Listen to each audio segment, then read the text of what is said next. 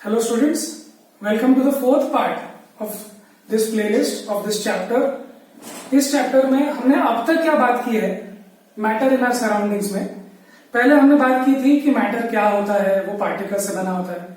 फिर हमने बात की थी कि उन पार्टिकल्स के बीच में कुछ बॉन्ड होता है, दे अट्रैक्ट ईच अदर, उनके बीच में कुछ स्पेस होता है थोड़ा सा, और वो मूविंग भी होते हैं। अच्छा, फिर उसके बाद हमने जो नेक्स्ट वीडियो बनाया था स्टेट्स ऑफ मैटर पे, उसमें हमने बात की थी कि वो states of matter in varying degrees of attraction, varying degrees of space, varying degrees of motion पे ये तीन स्टेट्स ऑफ मैटर डिफाइंड थे।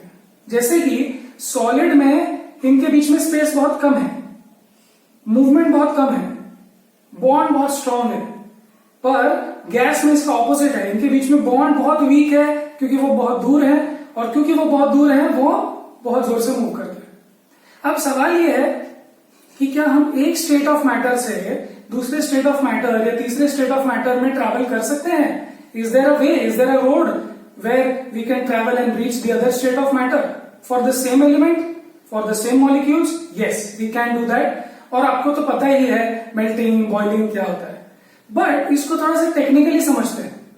जब हमको सॉलिड से लिक्विड में कन्वर्ट करना है या गैस में कन्वर्ट करना है, तो देखो क्या करना है, हमको सॉलिड में जो इनके बीच में स्ट्रॉन्ग बॉन्ड है, वो स्ट्रॉन्ग बॉन्ड को वीक अट्रैक्शन में, वीक बॉन्ड में कन्वर्ट करना है। तो हमको इस बॉन्ड को तोड़ के इनको दूर लेके जाना है। तो सवाल, तो इसका आंसर आपको पता है कि हम सॉलिड से लिक्विड से गैस जा सकते हैं, बट हम एग्जैक्टली कर क्या रहे हैं? हम उनके बीच का स्पेस बढ़ा रहे हैं, हम उनके बीच का अट्रैक्शन को कम कर रहे हैं। तो ये सब चीजें टेक्निकली पॉसिबल है क्या, और अगर होता है तो एग्जैक्टली क्या हो रहा है मॉलिक्यूल्स के बीच में, वो हमको समझना है। So let's look at this part which is 1.4 in your text book, which says can matter change it's state. या फिर आप ये बोल सकते हो, क्या हम मैटर का स्टेट चेंज कर सकते हैं क्या? तो इसके दो तरीके हैं। एक तरीका हमने पिछले वीडियो में मैंने आपको थोड़ा सा बताया भी था, पर अभी फिर से हम लोग रिपीट करेंगे। Effect of change of temperature और सप्लाई ऑफ हीट एनर्जी। मतलब ये कि मैं अगर किसी चीज को गर्म करता हूं, किसी चीज को हीट एनर्जी देता हूं, किसी चीज को गैस पे रखता हूं या सोलर एनर्जी देता हूं, उसको जिसको मैं गर्म करता हूं, हीट एनर्जी देता हूं, तो उस तरीके से मैं स्टेट चेंज कर सकता हूं। या फिर अगर मैं किसी से हीट एनर्जी निकाल लेता हूं तो भी स्टेट चेंज होता है। सो अगर आप सप्लाई करो या फिर उससे निकाल लो हीट एनर्जी, जैसे कि आप आग पे रख दो वगैरह, उस तरीके से आप स्टेट चेंज कर सकते हो। तो एग्जैक्टली होता क्या है वो हम लोग देखते हैं। तो जब आप हीट सप्लाई करोगे किसी चीज को, सपोज मैंने हीट सप्लाई किया इस पानी के ग्लास में, ठीक है, इसमें पानी भी है। अगर मैंने इसको हीट सप्लाई किया तो इसके अंदर जो लिक्विड के मॉलिक्यूल्स है, जो पानी के मॉलिक्यूल्स है, आपको तो पता है कि पानी के मॉलिक्यूल्स ऐसे ऐसे सॉलिड की जैसे नहीं है एकदम बाउंड, थोड़े से दूर है, तो थोड़े इजीली मूव हो रहे हैं, राइट? तो वो मॉलिक्यूल्स के पास क्या है? मॉलिक्यूल्स के पास में काइनेटिक एनर्जी है।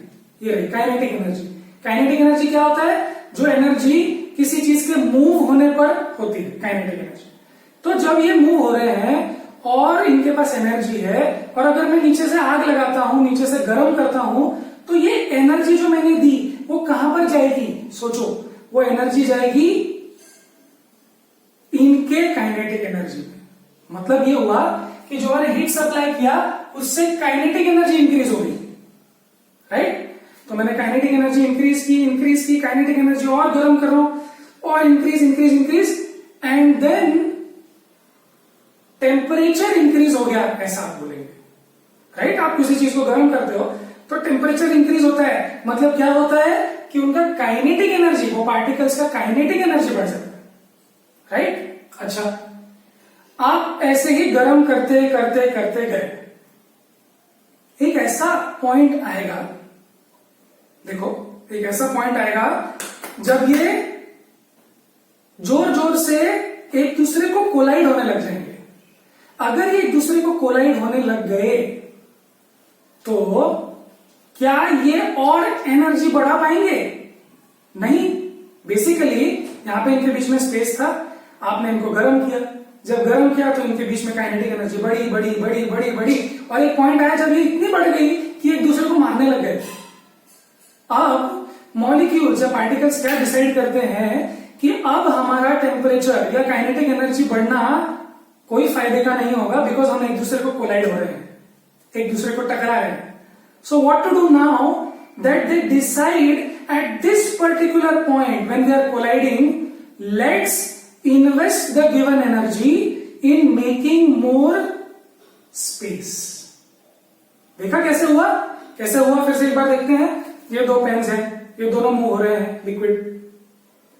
जब मैंने इनको गर्म किया तो इनकी काइनेटिक एनर्जी बढ़ी और बढ़ते बढ़ते एक टाइम आया जब ये मारने लग गए एक दूसरे को। Then these two pens, these two molecules, these two particles decide that अब एनर्जी मिलेगी अगर नीचे से, तो हम लोग इसको और काइनेटिक एनर्जी में नहीं कन्वर्ट करेंगे, हम लोग इसको पोटेंशियल एनर्जी में कन्वर्ट करेंगे। पोटेंशियल एनर्जी मतलब क्या, हम लोग इनका स्पेस बढ़ा देंगे, हम लोग अपने बीच में स्पेस बढ़ा देंगे। स्पेस बढ़ाने से क्या होगा, जब आप स्पेस बढ़ाओगे तो अब नेक्स्ट जब इनका एनर्जी बढ़ेगा, जब मैं इनको एनर्जी दूंगा तो ये लोग और काइनेटिक एनर्जी बढ़ा सकते हैं क्योंकि जगह है, अब कोलाइड नहीं होंगे। तो देखो यहां पर हुआ ये कि जब मैंने इनका स्पेस बढ़ाया तो क्या स्पेस बढ़ने के बाद आप ये बोल सकते हो कि इनका इंटरमोलिकुलर स्पेस बढ़ गया, तो क्या ये सॉलिड से लिक्विड हो गए या फिर ये लिक्विड से गैस हो गया? याद करो, इंटरमोलिकुलर स्पेस सबसे कम होता है सॉलिड में, उसके बाद थोड़ा सा स्पेस बढ़ता है तो वो लिक्विड होता है, और फिर और स्पेस बढ़ता है तो उसको हम लोग गैस बोलते हैं, राइट। इसका मतलब ये हुआ कि जब आपने उनको एनर्जी दी तो उनकी काइनेटिक एनर्जी बढ़ी, उसके बाद में वो टकराने लग गए और उसके बाद में उन्होंने स्टेट चेंज किया। इसका मतलब देखो क्या हुआ, at some special temperature the state changes, right. इस टेम्परेचर को क्या बोलते हैं हम लोग, या तो मेल्टिंग पॉइंट बोलते हैं अगर सॉलिड से लिक्विड हुआ, या फिर बॉइलिंग पॉइंट बोलते हैं अगर लिक्विड से गैस हुआ तो, राइट। तो ये जो ध्यान से एक आपकी बुक में क्वेश्चन भी है कि जब आपने एनर्जी दी और उन्होंने स्पेस बनाया मतलब स्टेट चेंज किया, तो उस एनर्जी को क्या बोलते हैं जिससे वो स्टेट चेंज होता है, तो उस एनर्जी को हम लोग बोलते हैं लेटेंट हीट। ध्यान से देखना क्या हुआ, जब हमने इनका टेम्परेचर बढ़ाया तो काइनेटिक एनर्जी बढ़ी, बट थोड़ी देर के बाद जब वो दूर जा रहे हैं तो ध्यान से टेम्परेचर नहीं बढ़ा रहे, क्या बढ़ा रहे हैं, स्टेट चेंज कर रहे हैं या फिर स्पेस बढ़ा रहे हैं। So that moment, that temperature, that boiling process और दैट मेल्टिंग प्रोसेस, वहां पर उसका टेम्परेचर चेंज नहीं होता।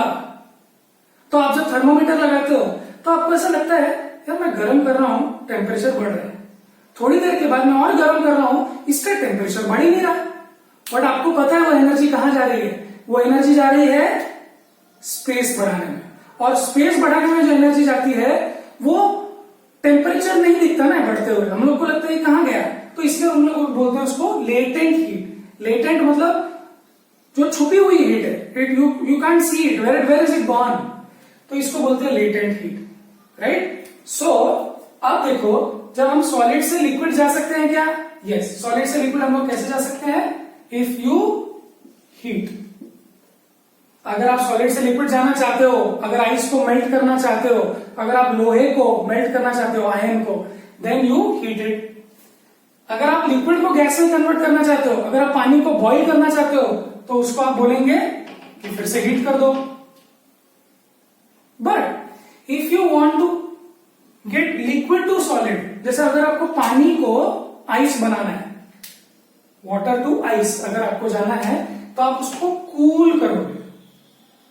सिमिलरली अगर आपको गैस से लिक्विड आना है तो भी आप उसको कूल करोगे।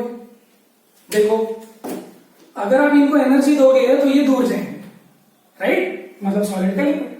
बट अगर आप इनकी एनर्जी कम कर दोगे तो ये क्या करेंगे, ये पास में आ जाएंगे, तो इसका मतलब आप लिक्विड से सॉलिड कैसे आओगे, इससे एनर्जी निकाल लो, इससे खींच लो, उसको ज्यादा दूर जाने मत दो, उनको पास में आना पड़ेगा। That will be conversion from liquid to solid, right? सो अभी तक हमने क्या देखा कि अगर आपको मैटर का चेंज करना है state, then you can either give heat energy और you can take heat energy. अगर आपने हीट एनर्जी दी तो वो मेल्ट होगा या बॉइल होगा। अगर आपने हीट एनर्जी ले ली, फ्रिज में डाल दिया, तो वो गैस का लिक्विड या लिक्विड का सॉलिड बन जाएगा, राइट। अच्छा, नाउ ये जो वाटर से जो स्टीम हुआ है, जब वाटर को आप बॉइल करते हो और स्टीम बनता है, उसको हम लोग बोलते हैं बॉइलिंग पॉइंट, राइट। अच्छा, आपको तो सबको पता ही है कि बॉइलिंग पॉइंट वाटर का क्या होता है, तो it is 100 degree Celsius, right. 100 degree Celsius पे पानी बॉइल हो जाता है, मतलब कि वाटर से स्टीम बन जाता है। But you have to tell me कि वाटर भी 100 डिग्री सेल्सियस पे और स्टीम भी 100 डिग्री सेल्सियस पे होता है। देखो क्या हुआ फिर से, see this is water moving vigorously and colliding. आप उसको और गर्म करोगे तो अब यही जोर से ये लोग दूर चले जाएंगे, राइट। ये लोग दूर चले गए, मतलब क्या हुआ, वाटर भी 100 पे, स्टीम भी 100 पे डिग्री सेल्सियस पे। वाटर में ज्यादा एनर्जी है या स्टीम में? देखो वाटर भी मूव हो रहा है और स्टीम भी इतना ही जोर से मूव हो रहा है, बट किसके पास ज्यादा एनर्जी है, किसके पास ज्यादा स्पेस है, किसको एनर्जी दी आपने ज्यादा? स्टीम को, क्योंकि वो दूर गया, उसने वो एनर्जी दूर जाने में यूज की। इसका मतलब स्टीम के पास वाटर से ज्यादा एनर्जी होती है, even when both are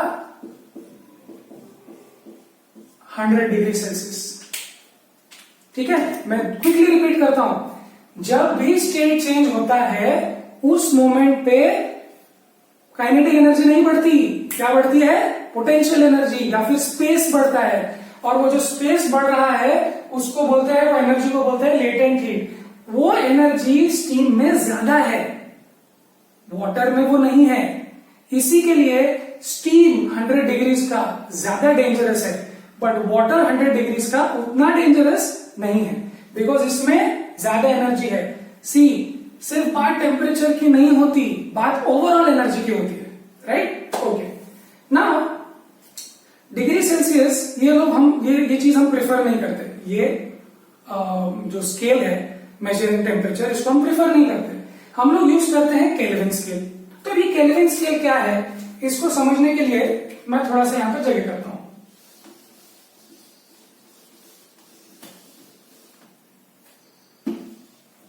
okay, so kelvin scale क्या है? केल्विन स्केल से डिग्री सेल्सियस है, डिग्री सेल्सियस से केल्विन स्केल, ये दो डिफरेंट यूनिट्स है टेम्परेचर के। सो टेम्परेचर के यूनिट्स कौन से हैं? Kelvin and degree Celsius. और वैसे फ़ारेनहाइट भी होता है, but we don't use Fahrenheit ना। जब केल्विन से अगर आपको डिग्री सेल्सियस में कन्वर्ट करना पड़े, kelvin is preferred because scientific calculations में केल्विन ही यूज करते हैं। तो अब अगर आपको केल्विन यूज करना है पर आपको डिग्री सेल्सियस दिया है, तो आप एक छोटा सा फॉर्मूला यूज करेंगे। वो फॉर्मूला आप रख लो। वो फॉर्मूला है कि अगर आपको केल्विन से डिग्री सेल्सियस जाना है, so what to do, kelvin में से 273 माइनस कर दो। केल्विन में से 273 माइनस कर देंगे तो हमको डिग्री सेल्सियस मिल जाएगा। ओके, एक एग्जांपल लेते हैं हम लोग, इतना मैं हटा देता हूं, और एक एग्जांपल लेते हैं। बहुत सिंपल सा एग्जांपल है जो आपके क्वेश्चन में दिया है, क्वेश्चन नंबर 1 में। So I look at that question number 1. It says you have to convert question number 1. Question number 1 is convert 300 Kelvin to degree Celsius and also 573 Kelvin to degree Celsius. Right? अब हमको मालूम है कैसे convert करते हैं। Formula क्या है? देखो, जो भी केल्विन में दिया है उसको 273 माइनस कर दो। सो कैसे करेंगे? एक काम करते हैं, केल्विन की जगह 300 डालेंगे बिकॉज 300 केल्विन दिया हुआ है। सो 300 माइनस 273, तो आपको क्या आंसर मिल जाएगा? 27। और ये जो 27 आंसर मिला वो क्या है? Degree Celsius. ठीक है, लेट्स टेक अनदर एग्जांपल। उन्होंने सेकंड एग्जांपल कौन सा दिया था? 573 केल्विन को कन्वर्ट करना है डिग्री सेल्सियस में. So again let's use the same formula. What is the formula? It says I want to so के यहां पर डाल देता हूं 573 माइनस मुझे फिक्स नंबर करना है 273. if I subtract this, I will get exactly 300 degrees Celsius. So this was a very very simple formula to use for converting Kelvin to Celsius or vice versa. So एक और question, so हमने question number 1 किया. एक और question आपके exercise में है, question number 1 ही है, वो भी हम लोग अभी सॉल्व करते हैं तो जल्दी से काम हो जाएगा. We'll use the same formula. Let's go to question number 1, which says you have to convert ulta. You have to convert Celsius to Kelvin. आपको अभी सेल्सियस दिया है, उसको केल्विन में डालना है. So let's convert. And number 1 A, first part बोलता है 293 केल्विन टू डिग्री सेल्सियस. ठीक है, 293. नाउ ये केल्विन में है, I have to convert to degree Celsius. Okay, so ये उल्टा नहीं है, ये वैसा ही है. So let's do it. 293 minus 273. मुझे क्या आंसर आएगा? देखो 293 माइनस 273 यही क्वेश्चन है and I get 20 degree Celsius. ठीक है. Similarly question second part of that is another number 470 kelvin. तो 470 केल्विन को डिग्री सेल्सियस में कन्वर्ट करने के लिए क्या होगा? So you do 470 minus 273, that is, what do you get? You get 197 degrees Celsius exactly. Okay, so we are done with this question as well, right? So what is the idea? The idea is कि water boils at 100 degrees Celsius, but we don't use 100 degrees Celsius, we use Kelvin, that is 373 Kelvin, not degree Kelvin. Kelvin के लिए degree नहीं लिखना चाहिए. और एक चीज हमने सीखी कि स्टीम के पास ज्यादा एनर्जी होती है as compare to water, same temperature पे हो फिर भी. ठीक है. So I remove this part and we will look at question number 2 from here. Let's see if we can solve it.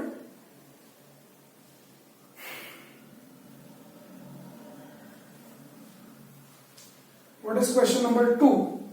They are asking what is the physical state of water at 250 degree Celsius. So pause करके note कर लो, अगर आपने नहीं किया है तो you should make your own notes, that would be the best.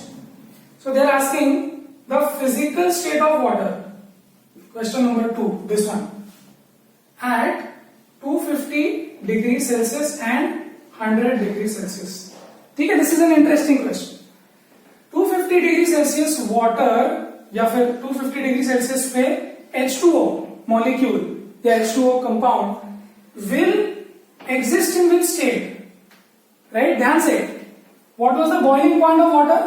Boiling point of water is 100 degree Celsius. What does that mean? That means at this temperature it goes from water to steam. That means it goes from liquid to gas. Right? So 100 degree Celsius से ये ज्यादा है, so definitely this is water vapor. Water vapor मतलब gas. ठीक है. Now what about this one? This is an interesting question. Pause करके solve करो if you are still confused. 100 degree Celsius पे water can exist in both. ध्यान से, हमने थोड़ी देर पहले बात की थी, जब स्टेट चेंज होता है तो टेम्परेचर चेंज नहीं होता. तो यही तो बॉइलिंग पॉइंट है. इसका मतलब ये वाटर भी हो सकता है प्लस स्टीम भी हो सकता है, मतलब लिक्विड भी हो सकता है प्लस गैस भी हो सकता है 100 डिग्री में. See if it was 90 degree Celsius हम लोग बोलते हैं कि डेफिनेटली वाटर होगा. अगर वो 110 डिग्री सेल्सियस होता तो हम बोलते हैं डेफिनेटली स्टीम है. बट ये 100 है, ये बाउंड्री है. यहां पर वाटर भी है, स्टीम भी है. आप जितना एनर्जी दोगे वाटर स्टीम में कन्वर्ट होगा, बट टेम्परेचर 100 ही होगा. Right. So we have done question number 2 as well. चलो let's move on to question number 3. हाँ, तो इसमें बोलते हैं for any substance why does the temperature remain constant during change of state, right? So they are asking the next question कि why does the temperature remain constant when state changes. वो ये बोल रहे हैं कि 100 डिग्री सेल्सियस वाटर को अगर आप हीट करो तो 100 डिग्री सेल्सियस स्टीम क्यों होता है, टेम्परेचर क्यों नहीं बढ़ रहा? If you are heating it up temperature बढ़ना चाहिए, बट हमारा आंसर क्या है कि जब हम उसको किस टेम्परेचर पे, बॉइलिंग पॉइंट या मेल्टिंग पॉइंट पे जब उसको हीट देते हैं, बॉइलिंग पॉइंट पे हीट देते हैं, तो वो क्या करेगा, वो टेम्परेचर चेंज नहीं करेगा, वो स्टेट चेंज करेगा। So it will do only one thing at a time. So हम लोग का सवाल का आंसर क्या है? They are saying why does the temperature remain constant, because the substance is investing और using that energy as latent heat, as latent heat, मतलब कि फॉर स्टेट चेंज, ठीक है, स्टेट चेंज के लिए वो यूज कर रहा है। So that is question number 3। Okay, moving on to question number 4। Okay, question number 4 हम थोड़ी देर के बाद करते हैं। Let's see if we can do this question here, number 2। Yes, one more question is you have to convert from Celsius to Kelvin, उल्टा। So let's do that again। फिर से फॉर्मूला क्या है?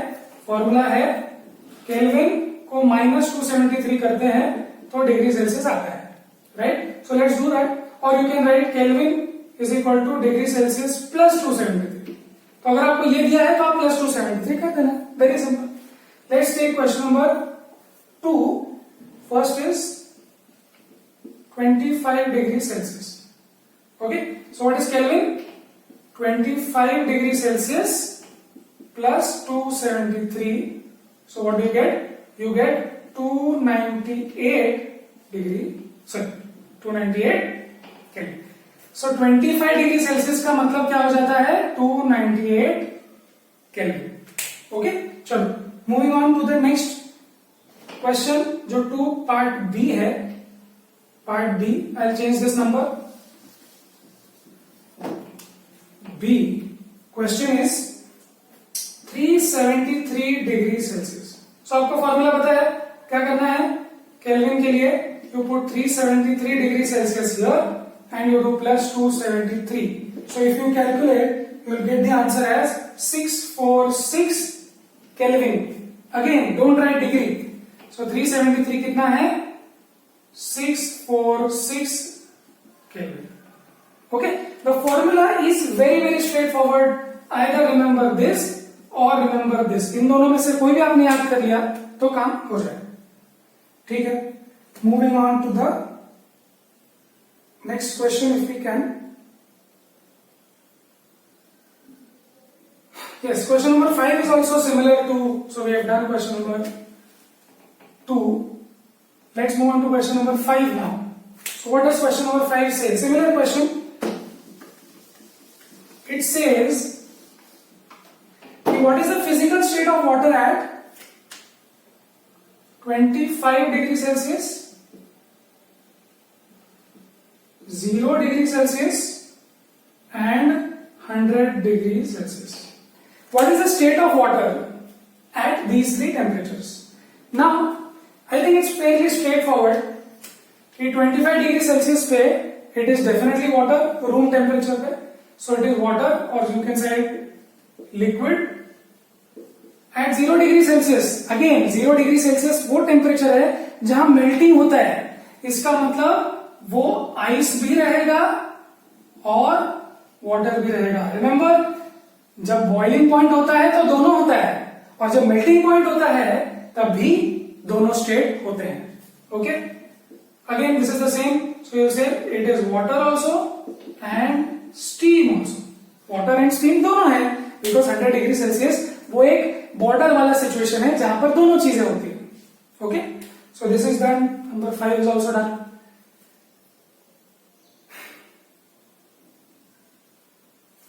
Okay, so I will remove this and then move on to question number 6. Question number 6 बोलता है कि you have to give two reasons why, or you have to give reasons why water is liquid at room temperature. Water is liquid at room temperature. So why is water liquid at room temperature? देखो हम लोग इसका reason क्या लिख सकते हैं? हम लोग रीजन लिख सकते हैं कि वाटर का उस टेम्परेचर पे इतनी एनर्जी है that they are not bound to each other. See, अगर वो बाउंड होंगे, अट्रैक्टेड होंगे, और अगर आप उसको एनर्जी दोगे तो छूट जाएंगे, राइट? इसका मतलब ये है कि 25 डिग्री सेल्सियस पे या रूम टेम्परेचर पे they have enough energy to stay away. दूर रहने के लिए एनर्जी है उनमें. आपने उनको एनर्जी दी है इसलिए वो दूर है. अगर आप और एनर्जी निकाल लोगे, ठंडा कर दोगे, तो उनमें एनर्जी कम हो जाएगी और पास में जाएगी. ठीक है? If you are not understanding this, refer to the previous video जिसमें मैंने आपको एक टेबल में समझाया था कि कौन से स्टेट में किसके पास कितनी एनर्जी है, कितना मोशन है. Okay, this was first part. And second question is iron is solid at room temperature. ठीक है? So why is iron solid at room temperature? जैसे कि आयरन मतलब क्या? जैसे कि you can say that this is iron और steel. तो why is this solid at room temperature? आप बोलेंगे सर रूम टेम्परेचर पे इसके पास इनफ एनर्जी है ऐसे ऐसे मूव होने के लिए, बट आयरन के पास इनफ एनर्जी नहीं है मूव होने के लिए. यस. सो हर सब्सटेंस को अलग अलग टेम्परेचर पे इनफ एनर्जी मिलती है. इस 25 डिग्री सेल्सियस की एनर्जी में पानी मूव हो सकता है, बट आयरन मूव नहीं हो सकता. तो अगर आपको आयरन को मूव करवाना है तो you have to raise the temperature above room temperature, maybe 500, 600 degree Celsius और 1000 degree Celsius, whatever the melting point is. So हर चीज की अपनी अपनी एक स्टेज होती है, अपना अपना एक मेल्टिंग पॉइंट होता है या अपना अपना बॉइलिंग पॉइंट होता है. सो इधर ये इसको ऑपोजिट देख लेंगे. They don't have enough energy. They don't have enough energy to move around, right? So we have done question number 6. Okay, let's see if we can do question number 7. Okay, question number 7 is also a good question, जिसमें आपको थोड़ा सा analyse करना पड़ेगा अभी तक जो हमने पढ़ा है. It says, question number 7, it says why is ice at 273 Kelvin? Ice at 273 Kelvin. Now what is 273 Kelvin? ध्यान से देखना. What was the formula? Kelvin minus 273 is degree Celsius. So आपको डिग्री सेल्सियस में बेटर चीजें समझ में आती है, राइट? तो एक काम करते हैं, Kelvin minus 273 करके देखते हैं कितना आ रहा है यहाँ पे. अगर को 273 minus 273 मतलब कि 0, मतलब ये क्या है? 0 degree Celsius. So the question is why is ice at 0 degree Celsius more effective इन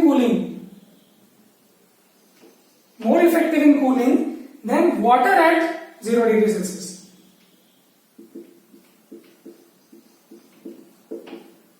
सो इनमें से why is ice more effective than water in cooling?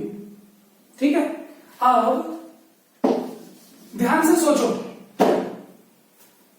Water जब स्टीम बना तो उसको टेम्परेचर तो सेम रहा बट एनर्जी और मिली. Similarly when you go from ice to water, कहां पर? You heat it at 0 degree Celsius. तो 0 डिग्री सेल्सियस में जब वो हीट हुआ और जब वो आइस का वाटर बना तो आप इसको बोलते हो मेल्टिंग, राइट? इसका मतलब ये भी 0 डिग्री सेल्सियस पे है, ये भी 0 डिग्री सेल्सियस पे है, बट आपने हीट किया ना इसको. इसका मतलब विच is more capable of accepting heat? This ice is more capable of absorbing heat. तो अगर आपको किसी चीज को कूल करना है तो आप उसको आइस लगाओगे या वाटर लगाओगे?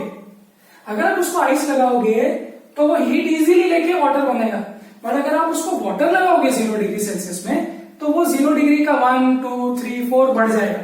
But it is so good, it is so efficient, if you heat something it does not raise its temperature. ये कहां पर होता है?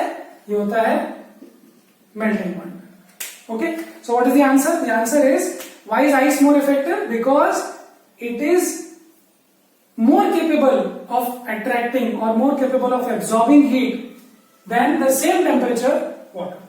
So we have done question number 7 as well. चलो question number 8 देखते हैं. Can we do that? Yes. What produces more severe burns?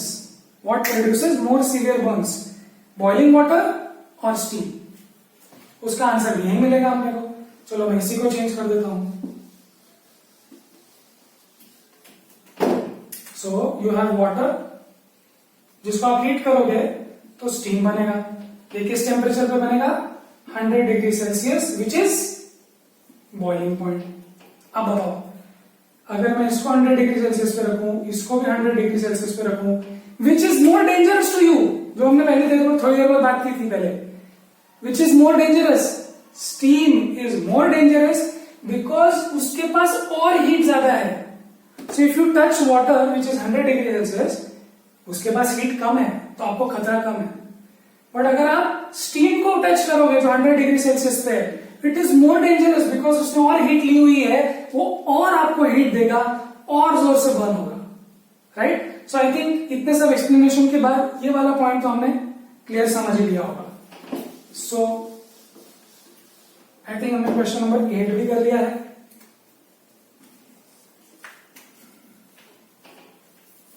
Moving on to question 9. Okay, so question 9 का answer आपको यहां पर मिलेगा, तो ये आपको मैं समझा देता हूं. So there are stages or there are steps, I can say rather, there are steps by which you can go from solid to liquid, liquid to gas, gas to solid and vice versa. So इनके कुछ specific नाम होते हैं. जैसे अगर आप solid को liquid में कन्वर्ट करते हो तो इसको फ्यूजन या फिर मेल्टिंग भी बोला जाता है, सॉलिड टू लिक्विड. बट अगर लिक्विड टू सॉलिड आता है तो आप उसको बोलते हो solidification. Solidification,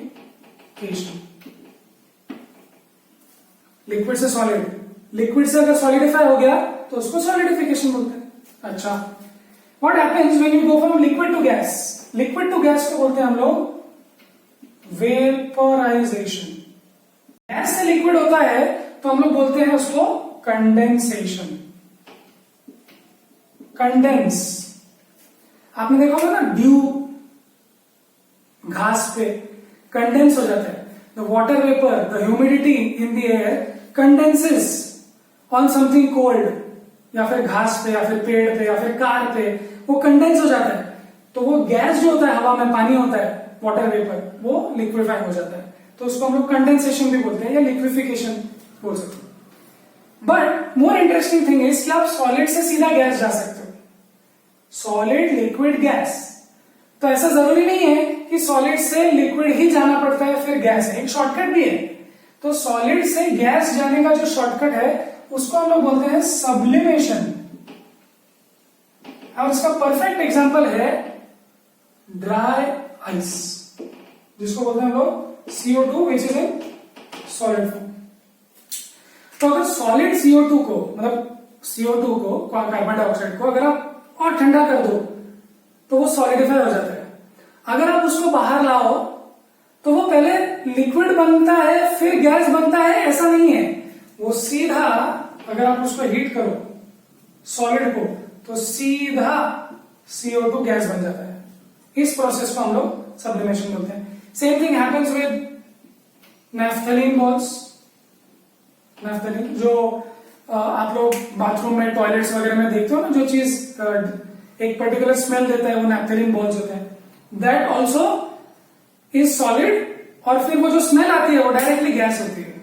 right? So that is very important. And there is ammonium chloride as well. आपकी बुक में उसका एक एक्सपेरिमेंट भी दिया हुआ है. सो सब्लिमेशन। एंड जो चीज सब्लिमेट होती है वो जब उल्टा करो उसको, मतलब गैस को ठंडा करो, तो वो बन जाता है, उसको बोलते हैं डिपोजिशन। तो फिर से सॉलिड से लिक्विड जाने को फ्यूजन, लिक्विड से सॉलिड आने को सॉलिडिफिकेशन, लिक्विड से गैस में वेपराइजेशन, गैस से लिक्विड में कंडेंसेशन, कंडेंस।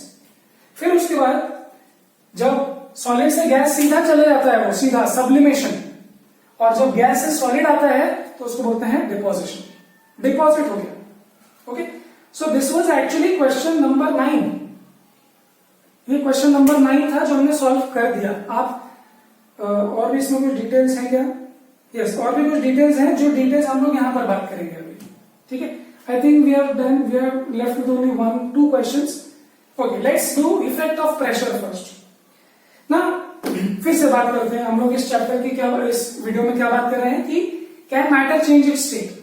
क्या आप सॉलिड से लिक्विड, लिक्विड से gas and all those combinations can you do? Yes, you can. हमने अभी तक बात की थी गर्म करना, ठंडा करना, हीट सप्लाई करना वगैरह वगैरह, but can you do in any other way? Yes, you can. That other way is by changing the pressure. Look now, इसमें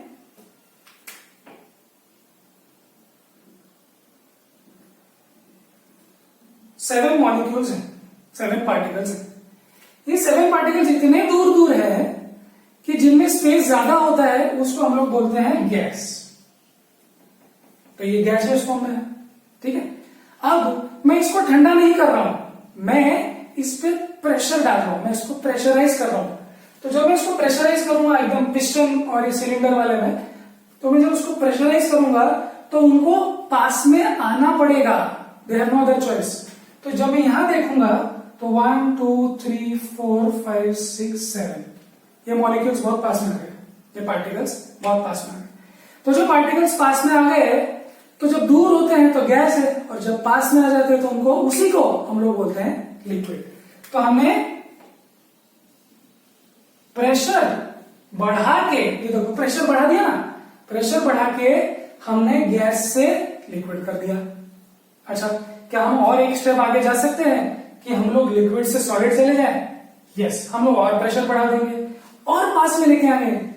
तो 1 2 3 4 5 6 7 अभी इतने पास में आ चुके हैं कि इनके बीच में स्पेस बहुत कम है, उनका बॉन्ड स्ट्रांग हो चुका है क्योंकि पास में आ गए। एंड इन अ वे वो लोग अब सॉलिड बोले जाएंगे। Yes, this is possible and the reverse is also possible. अगर आप अभी प्रेशर हटा दो तो ये लिक्विड बढ़ जाएगा, बन जाएगा, और प्रेशर हटा दो तो ये गैस बन जाएगा।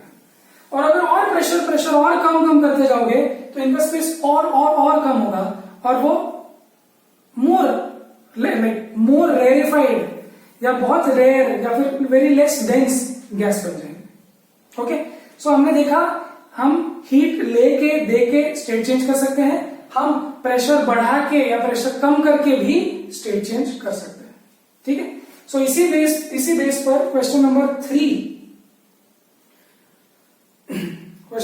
है, which says give reasons for the following observations. Naphthalene balls disappear with time without leaving any solid. Naphthalene balls की जिसकी हमने बात की थी वो कहां पर आता है? सब्लिमेशन में। Naphthalene balls is solid, it directly becomes gas.